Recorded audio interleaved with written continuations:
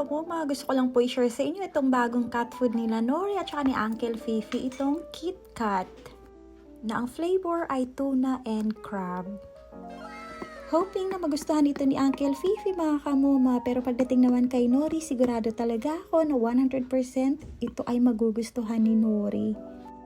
Napaka-healthy po nito mga kamoma para sa inyong mga cute na cat. Siyempre, ang dalawa nag-aabang na ng kanilang pagkain. So, yan po yung ipapadinner ko sa kanila mga kamoma. So, let's serve! Ayan na, bibigyan na natin yung mga dalawang bossing. Etong isang mukhang 50-50 ah. Ayan, hindi na nagustuhan mga kamoma. Kaya eto lang talaga si Uncle Fifi is medyo mahirap talaga pakainin mga kamoma. Napaka-die-hard niya talaga kay Whiskas. Akala mo naman bibigyan siya ni Whiskas. So ayan, inilapit ko na naman sa kanya yung kanyang cat food. Tapos inaamoy-amoy lang niya mga kamoma, tsaka tinatakpan. Tapos ayan mga kamoma, sinubukan kong lagyan nitong dry na Whiskas, baka sakaling magustuhan niya. Para kahit papaano maamoy niya yung Whiskas na dry, pero ayaw pa rin mga kamoma. Bakit to? Kasi hinaluan ko ng wet food. Napaka-arte talaga ng batang pusa na ito. Murag lang na dyan kay pit ko niyang sample mga kamoma ay naglagot na dyan ko niya. Pero ayan, tingnan nyo si Nori. Ang sarap ng kain niya mga kamoma. Kaya gustong gusto ko to si Nori pagdating talaga sa pagkain.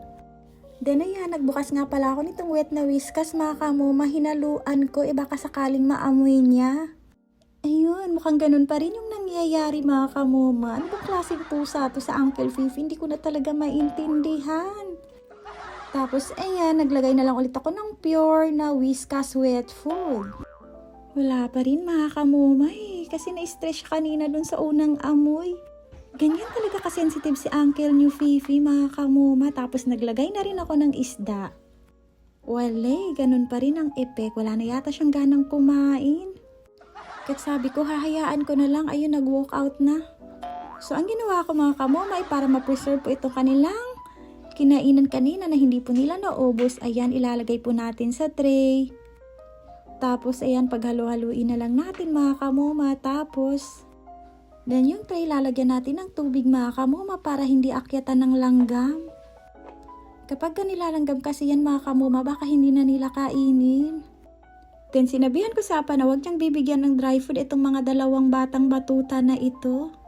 Para mamaya kainin nila ng hating gabi. Shoutout pala dito, napakalinis ng timba namin. Mukhang ilang taon nang hindi nalilinisan.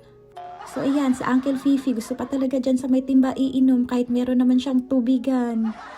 Mas interesting daw po kasi ang uminom sa timba mga kamoma. Tapos eto naman pala si Nori mga kamoma, mukhang nag-hyper na. Siyempre, nakatikim na kasi siya nitong KitKat na pagkain. Kaya tingnan nyo mga kamoma. Grabe yung laro niya.